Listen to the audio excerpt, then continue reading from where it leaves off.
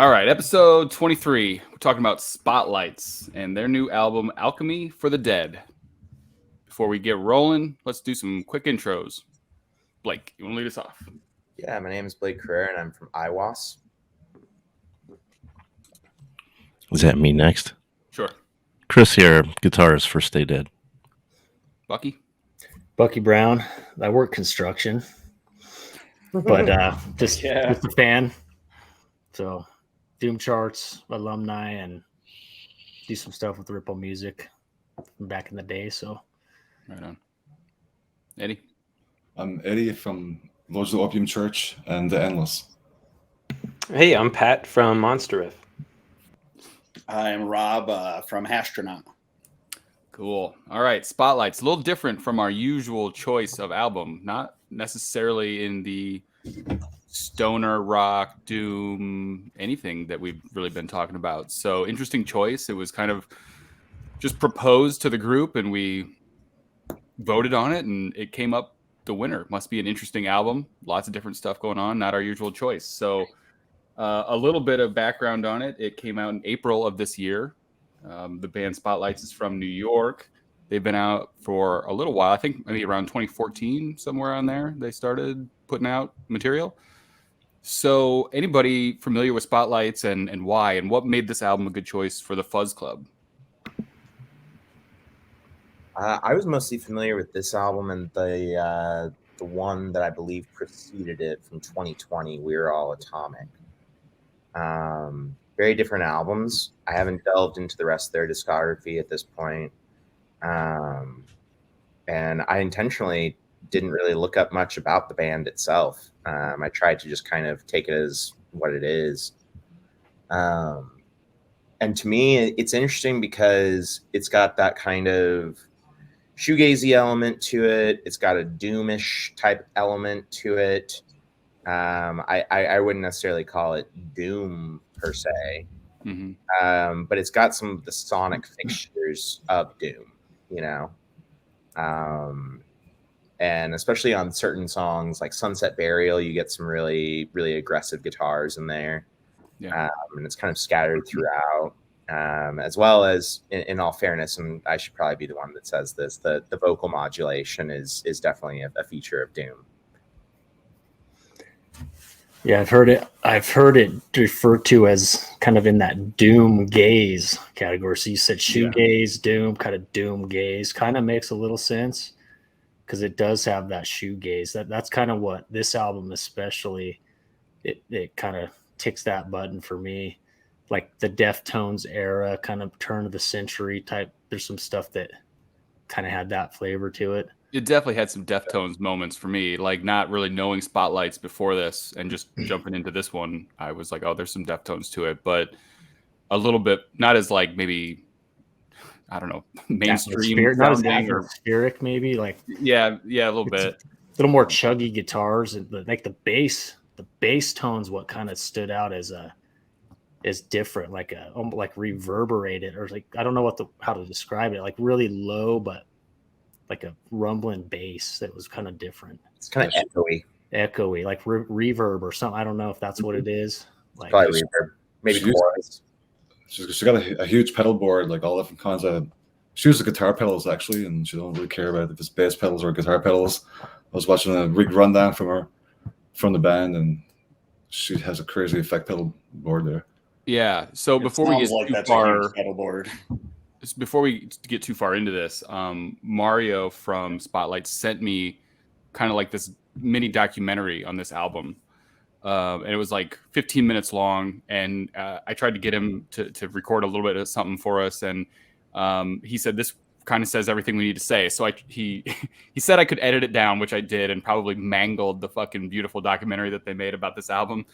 But I tried to get it down to about, I think it's like 5 minutes. So it does explain some of that. It goes into the guitar pedals and the bass sound and that kind of stuff. So I want to play that before we get too far into it. So it's like 5 minutes long. So stick with me here and ignore all my shitty cuts and whatnot.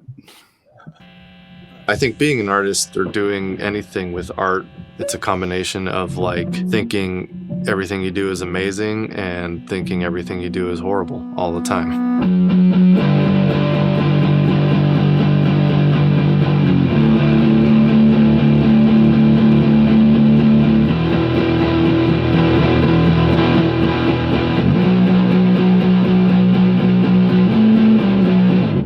doesn't matter how dark music is or whatever the theme is. I think what we get out of music is way more than just the literal meaning of it all.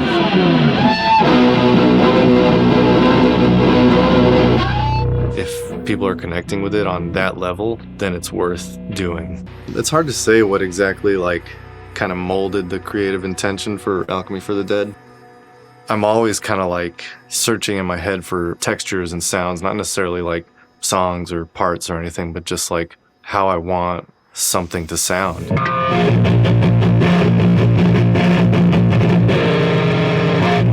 I was wanting to change things up from sort of what we'd done as a band on record, with kind of the bigger, real open, roomy sounding drums and kind of just big epic guitars, and still contain that thickness and energy, but tighten it all and make it kind of gnarlier and fat and, For me, Alchemy for the Dead, when it hit the hardest. The feeling, the theme, it's beautiful and ugly at the same time, The way I explained it to a fan, they were asking us what the new record is kind of going to be like. And this is before Mario and I even communicated about a theme or a feeling or anything. I had just been pounding the demos into my brain. And I told the fan, I was like, it's like a piece of velvet laced with gold, And when I told Mario that story, he's like, yeah, that's exactly how I feel about it. And we never communicated that before. I can't believe we're finally recording this song. I know, right? It's been, 2014? 2014, yeah. The Alchemist, which is track 2 on the record, is the first minute of that song or so is really what encapsulates that idea that I had. You have that little beat at the beginning, and then when that bass, it's a doubled bass, comes in.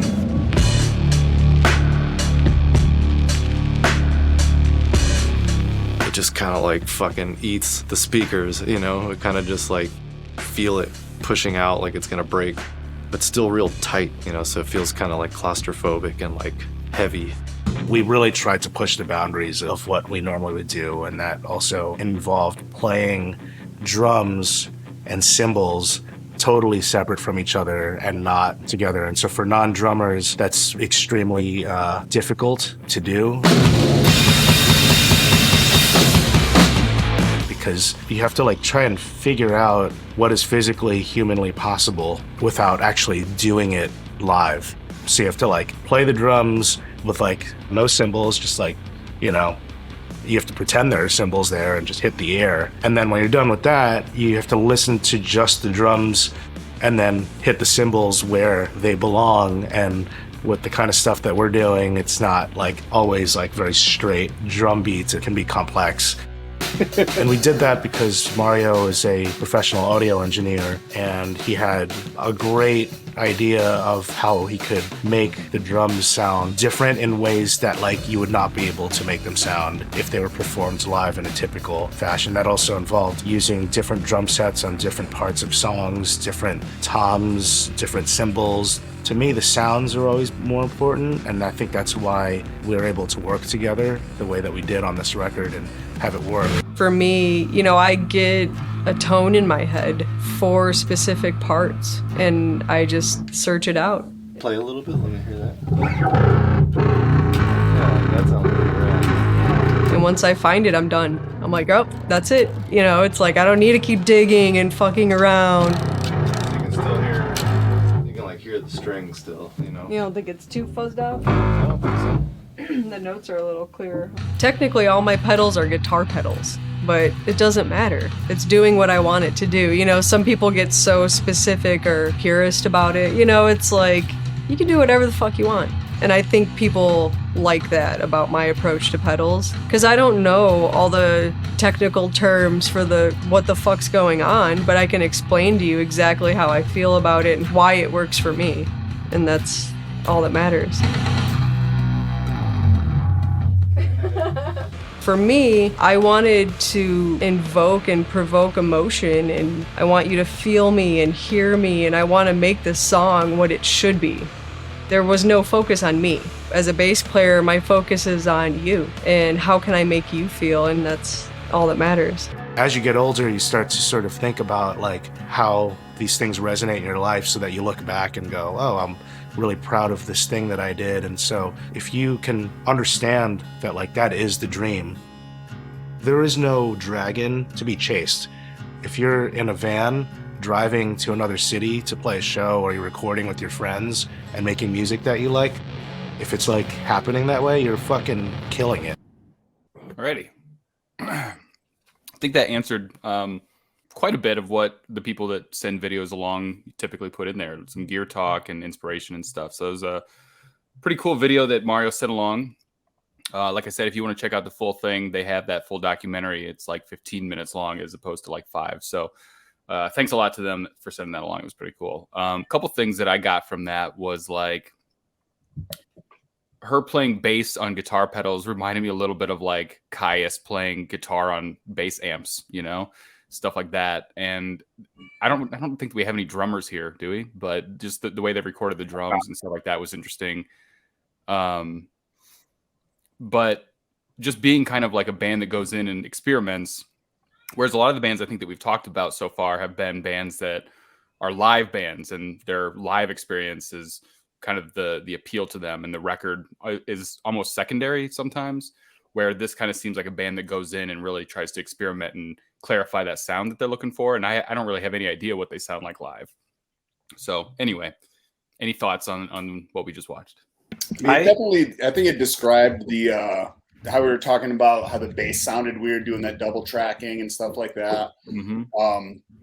I definitely noticed that the drums sounded weird, like they were like gated or compressed or something. And him describing it that they played it that way makes it make a lot of sense, because things were like really abrupt and like didn't have organic decay on the notes and things like that. And it sounded, I was like, is this a programmed drums? Like, what is this song? Like it, and then specifically that second track that they were talking about that like embodied the sound of the record. Like the drums on that one specifically, I remember being like, what's going on here? Like it sounds like a kit, but it feels like programmed drums. I don't know. It's weird. Which honestly, at the end of the day, I got to be honest, like that kind of stuff, as cool as it is in the studio, it bums me out as a music fan because I know I'm not going to get that experience when I go see you live. So yeah, that's kind of unfortunate, but it is cool to have on a record. You know, it's like putting samples and stuff that, you know, you're not going to use live. Like there is that little bit of, you know, you're putting it on a record, so might as well have fun and do what you want. But there's also the other side of that coin is it's a bummer, you know, the drums aren't going to sound like that when I go see, you know, a buddy of mine actually did, I think they were just touring with the Melvins and God, who else were the Melvins just touring with? And Bungle, there you go. I'm pretty sure Spotlights opened up that tour, didn't they? I think so. And I had a buddy that came back and was like, they sounded like Frat Boy Torch. And I was like, okay. I mean, I think it's interesting because that technique of recording the drums and the cymbals. I've never even heard of that. Well, the only thing that I can think of in my memory of you know, listening to podcasts and reading books and stuff like that is that Joy Division's first album, they recorded each segment of the drum kit separately.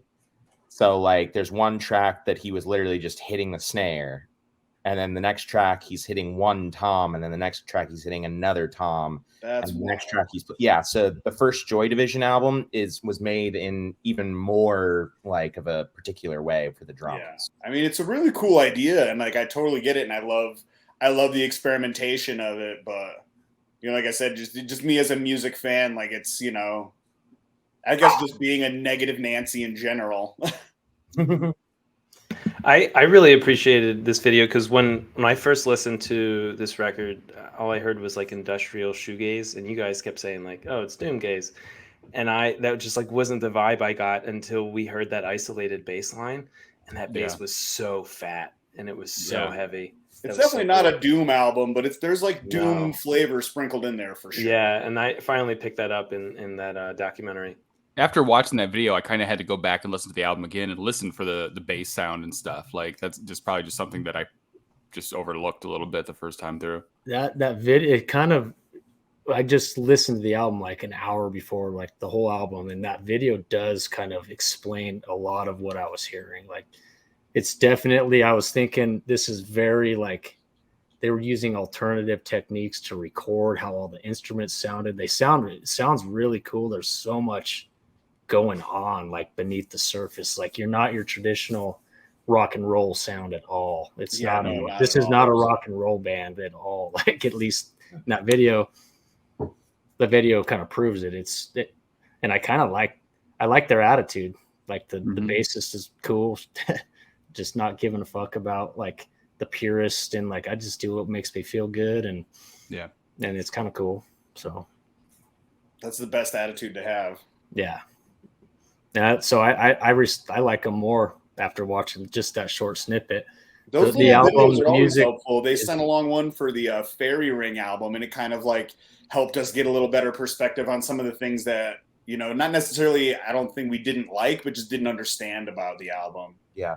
I was just gonna say something similar. Like when we get those videos from these bands and stuff with a little bit of clarification, maybe a little bit of inspiration, just a little bit more information, it's just Absolutely. like you have this like better perspective on the album, and like it helps me kind of listen to it. And it's like it takes all these different pieces. Maybe it takes like a podcast like this for some other listener to appreciate an album. Maybe we're doing that for someone else, but even for us, like hearing the band's perspective gives us like a better ear towards it and stuff. And I can't imagine how many albums that I've listened to and completely dismissed because I didn't have that other information first.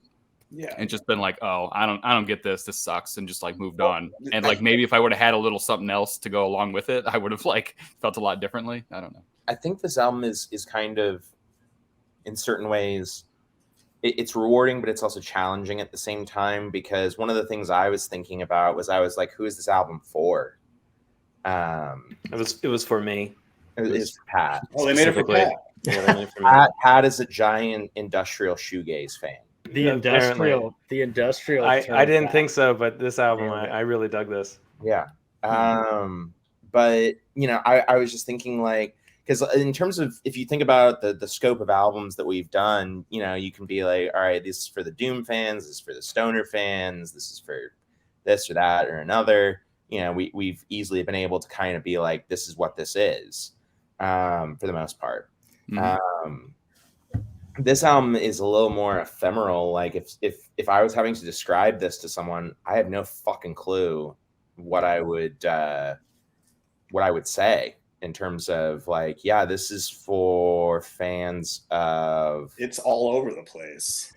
I was all over the place. I was thinking like 90s grunge vibes, like early 2000s Deftone vibes. Like there's sludgy industrial vibes. There's like My Bloody Valentine, Punisher vibes at times. Like it's all over the place. Like I think they made this one just for them damn selves. Yeah.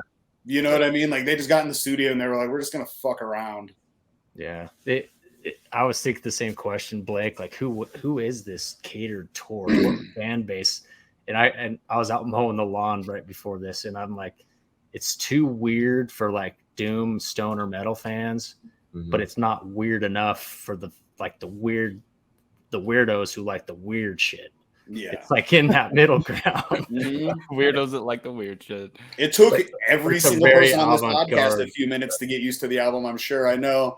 Just talking to the group chat the past couple of days, nobody really knew how to feel. We were all kind of taken back on this one. We all kind of been on our toes a little bit. What's so funny about it is that like a lot of us were like, man, this is out of our like normal like wheelhouse. This is not now I didn't know this band. I'm not sure how to feel about this album, but it won the vote. I mean, we did vote on it.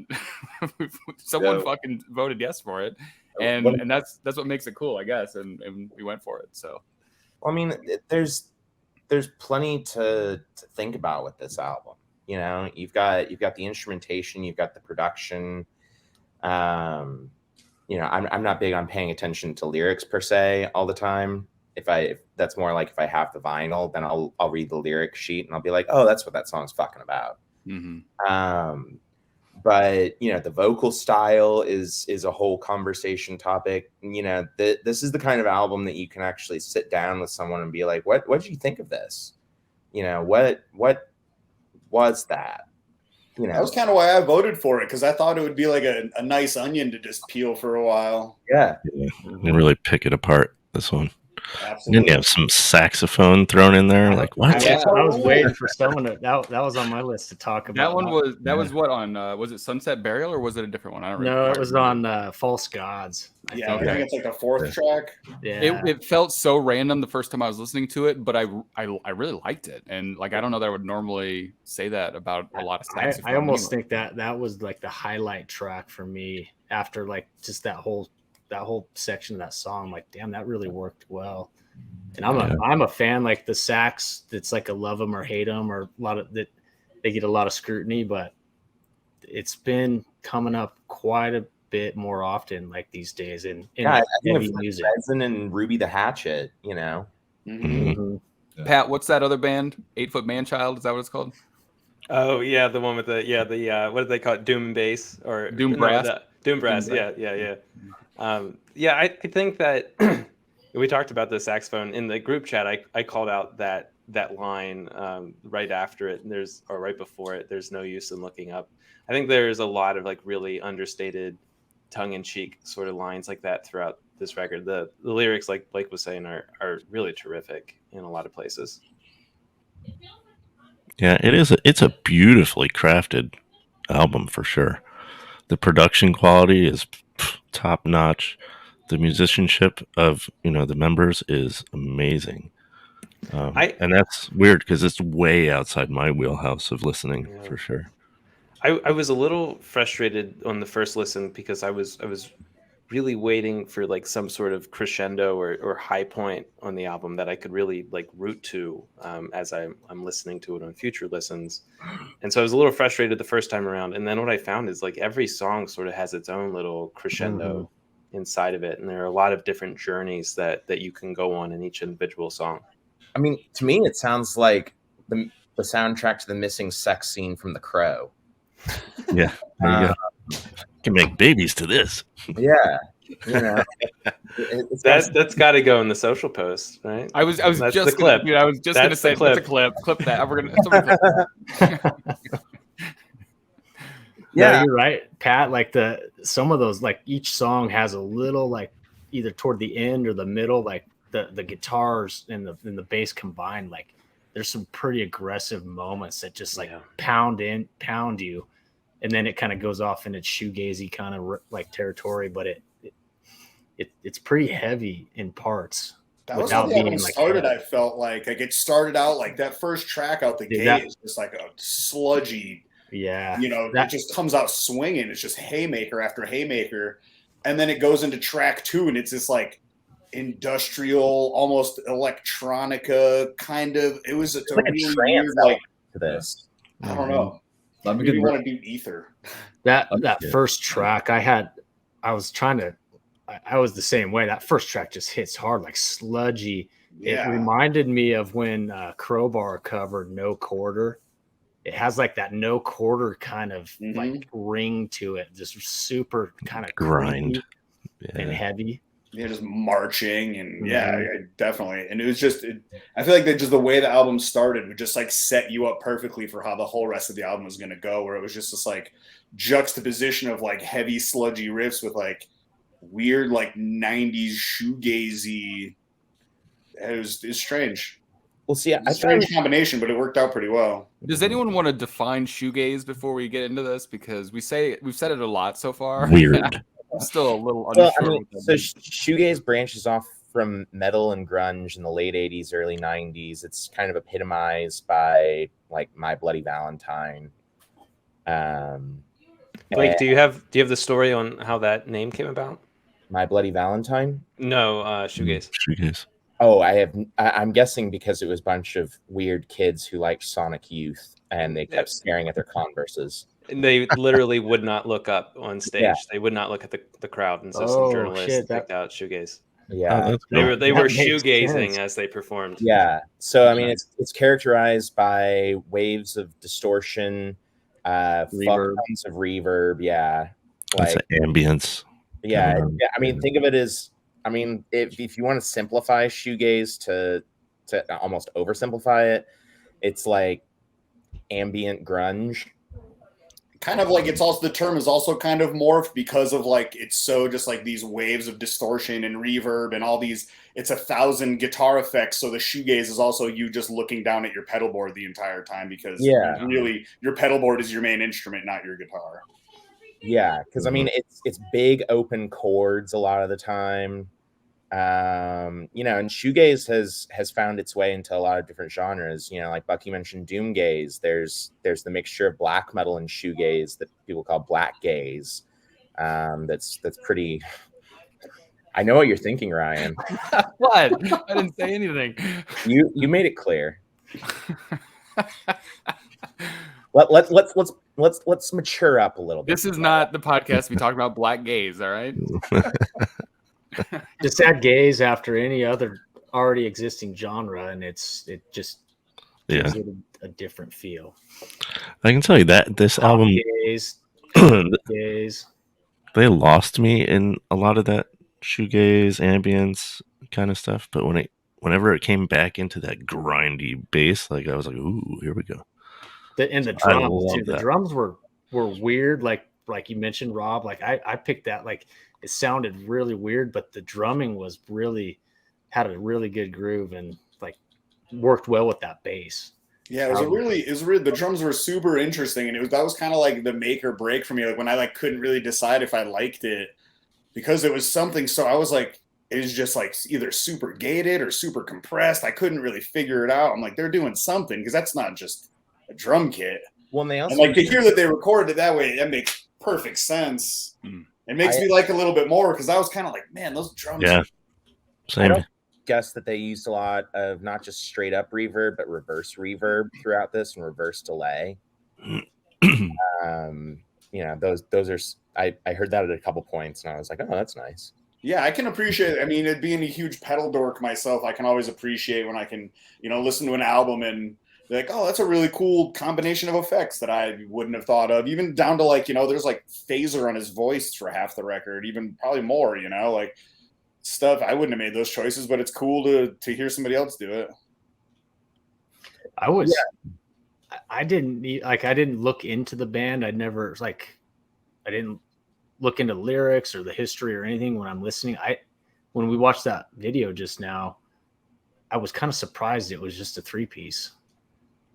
For whatever reason, I didn't even like put 2 and 2 together. But I don't know anything about the band either, and I thought that when I look back at like their first kind of EP or album or something, that I thought maybe it was even a 2-piece at that point. And I don't know how long that lasted, or if that was the case up until recently or not. But yeah, 2 or 3 for sure. Because there's so many different sounds going on, like in and out, like the recording and the production, like the drummer said, it's an art project, almost like the whole thing's very artistic. So from production.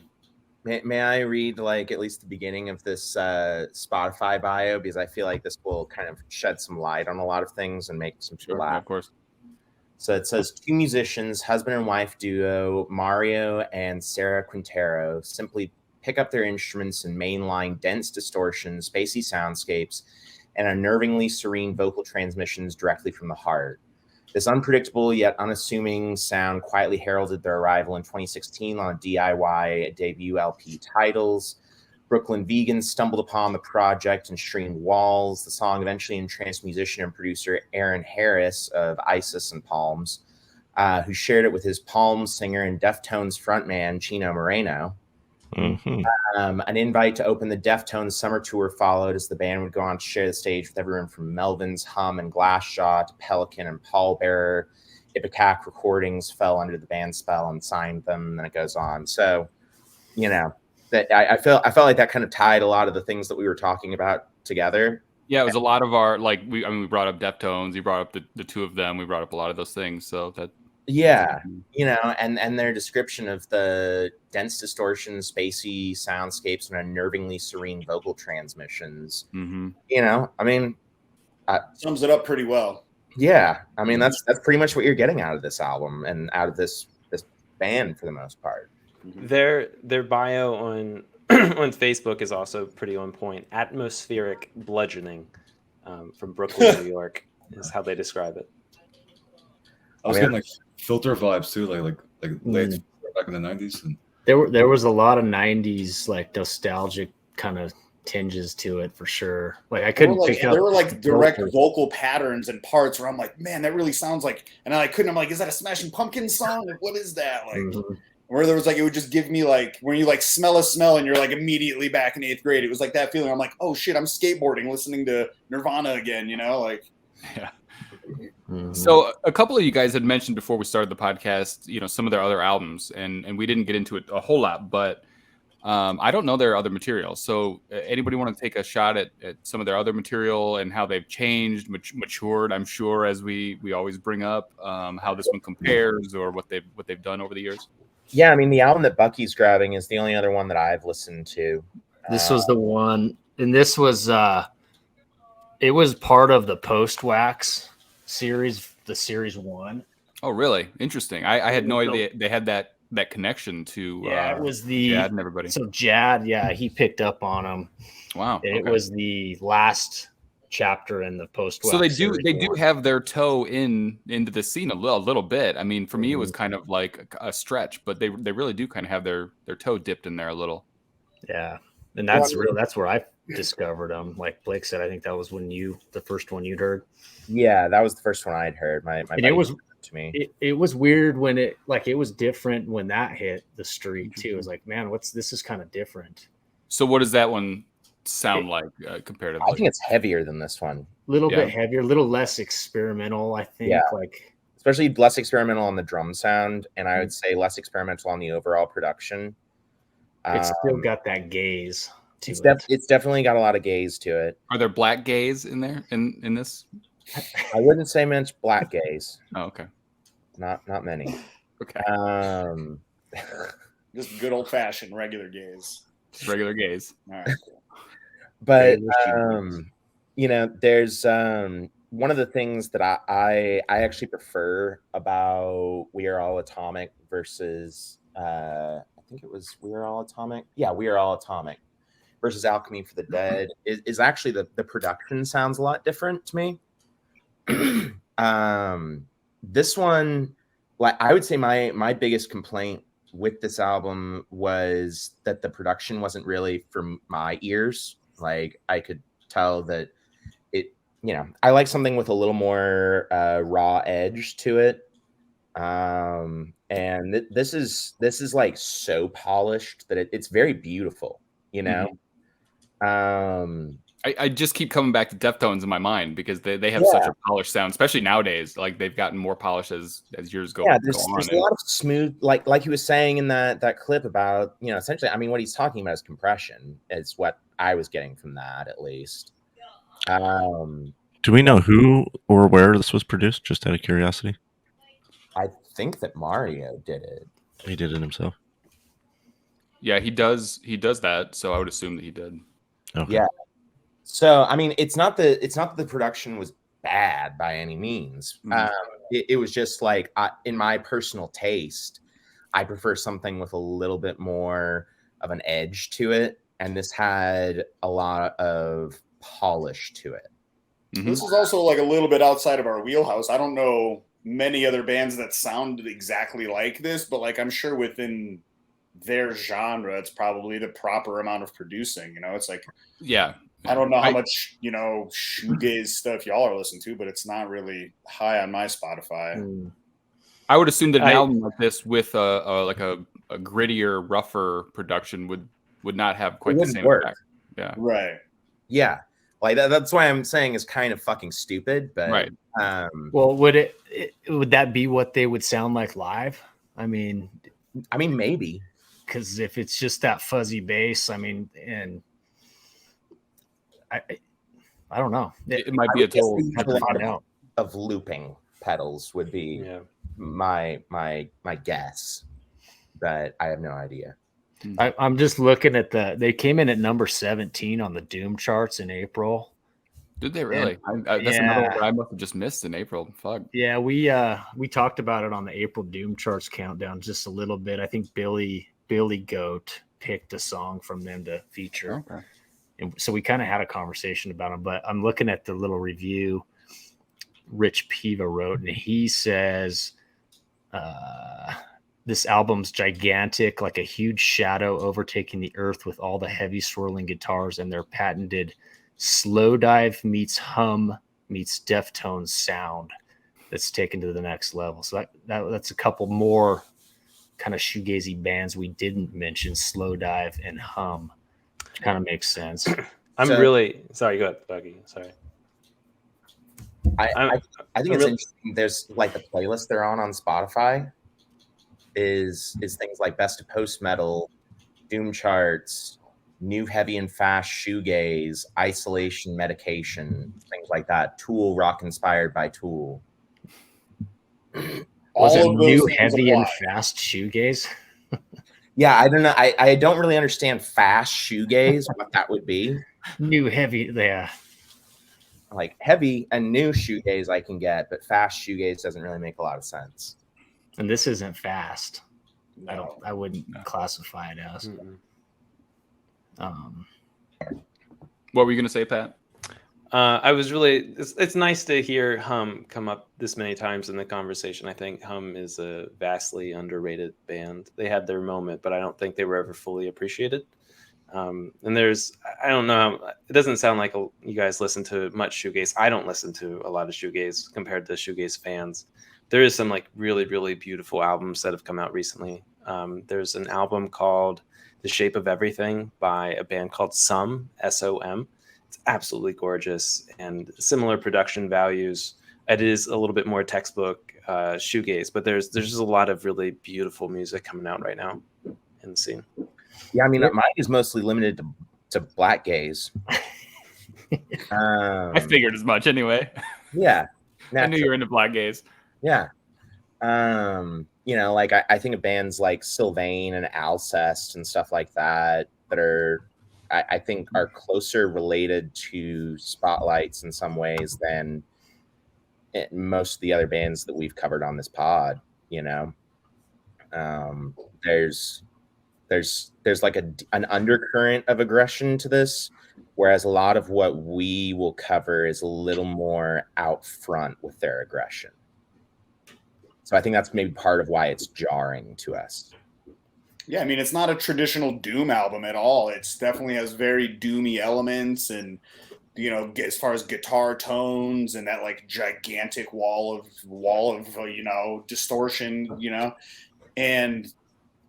but at the same time, there's a lot more going on. Like, you know, we keep bringing up bands like Hum and Filter and things like that, and like all these wacky categories they're getting typecast into, but like somehow they all work and they all apply. And it's definitely, I think, you know, like you said, it's a little bit outside of our wheelhouse of stuff that we normally do. So we're all kind of like at a little bit of a loss for words, I feel like, because we don't have a lot of experience. Like Hum is a perfect example. Like that's an amazing band that almost nobody knows about. They, you know, greatest comeback story of all time. Name a band that put out an album 20 years later that was just as good as the stuff they were putting out when they were, you know, that never happens, you know?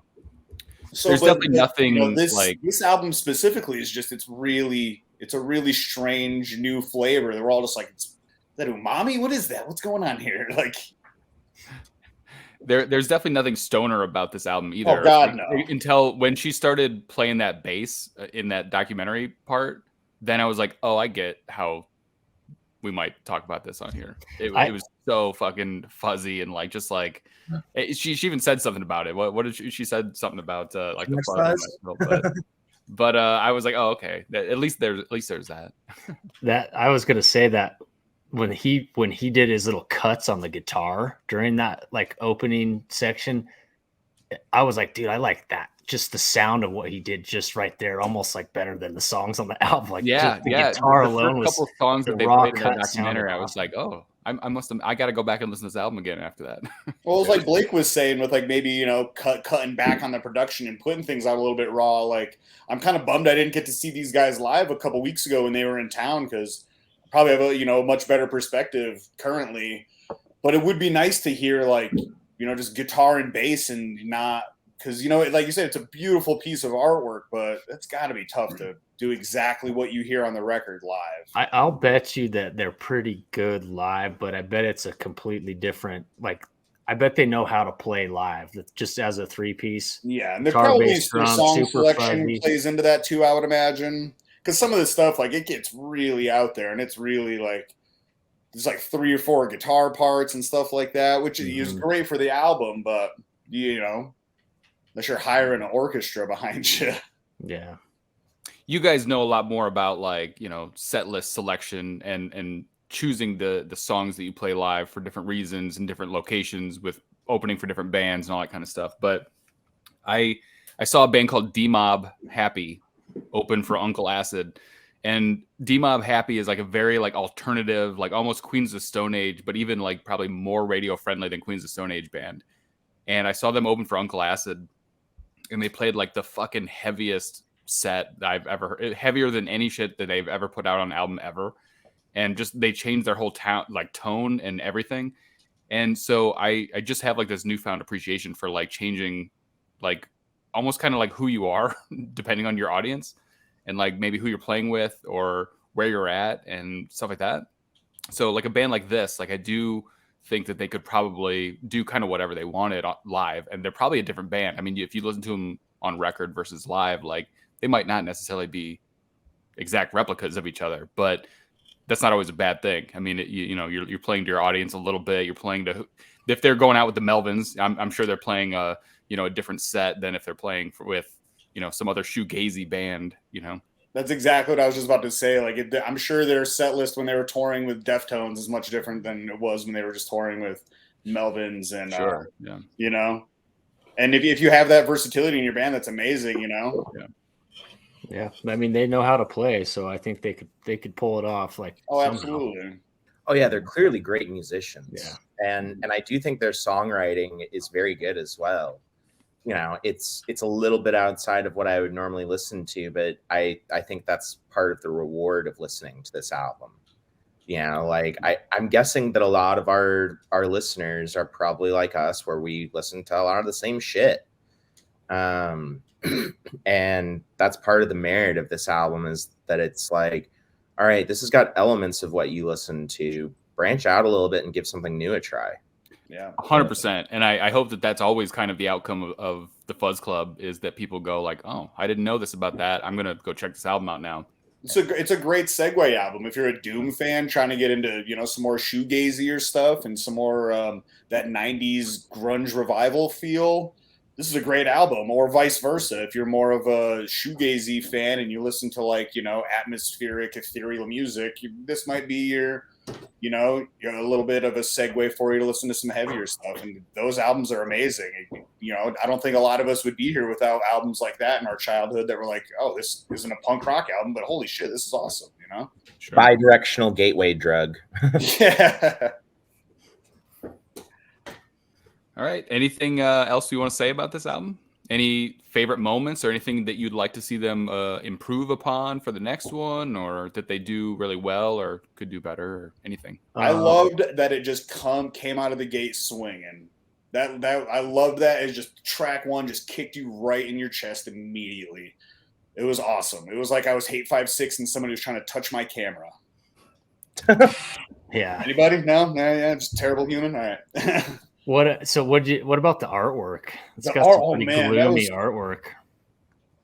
I feel this like I think maybe the first episode that I have nothing for the artwork. It's maybe the first one that I don't have anything about it. Yeah, that one kind of threw me off because it doesn't really look like, but it doesn't look like an album any of us would traditionally listen to, the artwork wise, but it matches the album perfectly. It gave me like almost like a new metal feel or something. It reminded me of albums from 10, 15, 20 years ago. Yeah, like the font, the imagery, everything about it. I was kind of like, oh, okay, like Cold Chamber. Yeah. Yeah. I kind of almost was like, it had like that pop emo vibe. Like I was thinking romance album or something, or personally. Yeah, a little AFI in there. Exactly. Yeah, like that, you know, that scribbly AFI art. Exactly. Yep. Yeah. I picked up a little bit of, like, I was thinking of new metal a little bit when I was listening to the album. Like, I'm like, do I hear new metal? Like, that's that Deftones vibe, man. But it was like, it's not, you can't say this is like new metal. Like, if you like new metal, you're gonna like this. Like, No. but it had something about it that reminded me of new metal. I feel like that's kind of the thing with this album in a lot of ways. Like if you're a straight shoegaze fan, you might not like this record. If you're a straight doom fan, you might not like this record. But if you want to spread your wings a little and try something weird, maybe not just order the same damn thing off the menu all the time, this might be for you, you know? Try umami. If you're umami, baby. If you're a straight shoegaze fan, what is that saying about you? Is there straight shoegaze fans? There's straight shoegaze fans. That's all I listen to. Shoegaze, like I'm sure there is. I feel bad for straight shoegaze fans. Black gaze fans, no, that's a fan group I can get behind.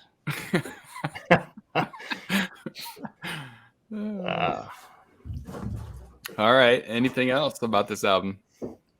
It's popular, more popular than like none of us is like our go-to thing, but they have a following for sure. Yeah, I noticed that, and I got to give another shout out to Mario for being very cool and sending that along and responding to me and everything like that. They were a lot bigger than I was expecting when I reached out, and so I appreciate them sending that video over. It helped a lot.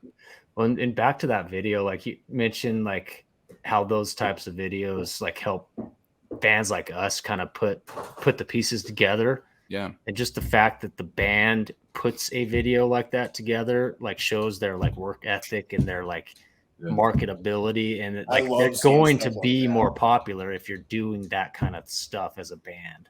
Yeah. Like bands that like if they were just in their basements making this stuff and they didn't give a shit about putting the video like that together and they're just making music that probably nobody would know about them. Yeah, it's super engaging and gives you a little bit of, you know, peek behind the curtains, which is always nice and makes you feel like, you know, a little bit more personable with the band. But it also gives you a little bit of perspective on the production and things like that. Like, you know, we were talking about the drums. Like I have a much different perspective going forward. I mean, honestly, I don't know how much I'm going to listen to this record going forward. I mean, you know, but you know, when it does come up, you know, I won't automatically just hate the drums now. Yeah. Well, there's another 10 minutes out there if anyone wants to watch the documentary. So I probably will finish it up, honestly. Yeah, it's cool. I would love to see the rest of that. Huh? Is it better cut than your version? It's a very well made documentary that I hacked to pieces just so everyone knows. I didn't even know, man. This is seamless, Ryan. Great work. Yeah. All right. Well, I think that's probably it for Spotlight's Alchemy of the Dead. Everyone go check it out. I hope this inspired someone to go check out some new music and reach out a little bit out of their comfort zone and listen to something new. So perfect album for that. Yeah. All right. Let's go around and everybody can tell us what you've been up to. Blake, you want to lead off? Yeah, a lot coming down the pipeline. By the time that this episode is released, the split between Aiwass and Ox will be available for pre-order. So check that out. That'll be via Black Throne Productions. That will be released, I believe, this August. And then I will have more news as soon as I'm able to disclose it about my second album coming in the next few weeks. So I'm excited to talk more about that. Awesome. Chris? We're in the middle of we're doing a 6-song EP before we dive into a full length that we're doing with God City Studios early next year. But the EP, we're excited to get Garney back from Europe because we got some stuff for him to dive into on that. Yeah. We're actually shopping for a new bassist right now. We've had the hardest time keeping bassists, but we're actually talking with Derek just Lynch from the trailer, dude. Yeah, I know. That's what we're going to have to do. Derek Lynch from Black Tusk and Brian Ritchie from The Sword both are really interested in the project. And they're just waiting for us to give them the demos. So, yeah, if you guys know any bassists too, we're looking for that perfect fit. Cool. Speaking of Black Tusk, man, that's a band that I saw live, and they are so much better live than on record. They fucking blew my mind live, and on record, I was like, yeah, it's good. Yeah. All right, Bucky. Yeah. Well, we just recorded the May Doom Charts countdown last night, so we go over all the top 10 and talk about it. We talk for like 2 hours. It's a long one if you guys are into podcasts, listening to just bullshitting about music like we're doing tonight. So do that every month, and going to see All Them Witches tonight. They're doing, I don't know if you heard what their tour they're on right now. They're doing multiple nights in each town of full albums. So tonight they're doing Lightning at the Door in full front to back. So I'm pretty stoked to go there. Yeah, cool. There's a band, one of my favorite like modern bands, and that their recording is awesome and their live show is even more awesome. They go into that just crazy trance like jamming territory that's like it's out of this world. Yeah. So excited for that. Cool. Eddy. Speaking of awesome live bands, I'm going to see Dead Quiet tonight in a tiny little pub. That should be pretty quiet. Yeah. Their new album is out like what? Like now? Yeah. Tomorrow? I don't know. So right away here, yeah. Yeah. The Endless Festival, July 22nd, recording an album in August. And Lawrence is getting back together doing stuff here right away. Keep trucking away at it. Cool. Bat? Things on the Monster Riff website have slowed down as I sort of prep for my baby to get here next month. But just dropped an awesome episode with Brian. We attempted to create the ultimate stoner rock playlist in terms of being radio friendly, and I'm super happy with that playlist. That was a great episode. And by the time this episode comes out, we'll also have an excellent episode with Blake talking about access points in doom metal. I'm really happy with the way that episode turned out as well. And since Blake is repping a Monster Riff shirt, I will say I do have Monster Riff shirts available in weird sizes. Like if you want like a quadruple XL or something like that, I can get you one. So if anyone wants one, reach out to me via the website or Instagram, and I'll give me a couple more years, and I'll buy that shirt from you. As soon as I'm done building my pirate ship. If you know any sailors, I got masks or whatever for them. All right, Rob, what's up? Hashtronaut just finished recording. Well, not finished. We finished most of the recording for our full length. We're going to Helveta next month to finish up in Portland. We got a couple shows coming up with Bong Wizard from Austin. We're playing with them in Denver at the Crypt, and then at the Roughed Up Duck in Laramie the next night. That's June 21st and 22nd. Other than that, not a whole ton. Just excited to be done recording. Cool. It's such a long process. Yeah. Oh, I might have to come check you out at the Crypt. Yeah. Yep. Yeah. 21st at the Crypt. Yeah. Cool. Alrighty, guys. Everybody go check out Spotlights. See you later. Later.